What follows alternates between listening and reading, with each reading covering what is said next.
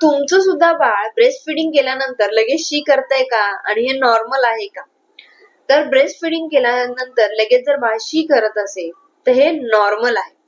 आता हे मी तुम्हाला कशावरून सांगते, तर राजवीर जेव्हा छोटा होता म्हणजे न्यूबॉर्न झाल्यापासून ते अगदी 3-4 महिन्यांपर्यंत तो ब्रेस्ट फिडिंग केल्यानंतर लगेचच शी करायचा. कधी कधी तर त्याचं ब्रेस्ट फिडिंग चालू असायचं आणि तो शी करायचा.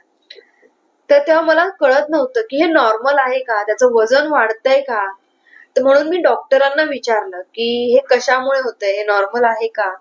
तर डॉक्टरांनी तेव्हा मला सांगितलं होतं की हे नॉर्मल आहे. बाळ जरी ब्रेस्ट फिडिंग केल्यानंतर लगेचच शी करत असेल तर त्याचा परिणाम त्याच्या वजन वाढीवर होत नाही. आणि या सगळ्या प्रोसेसला गॅस्ट्रोकॉलिक रिफ्लेक्स असं म्हणतात.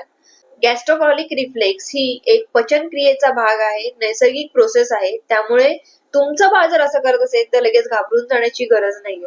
पण जर बाळ 6 महिन्याचं झाल्यावर सुद्धा असं करत असेल तर मात्र तुम्ही डॉक्टरांचा सल्ला जरूर घ्या.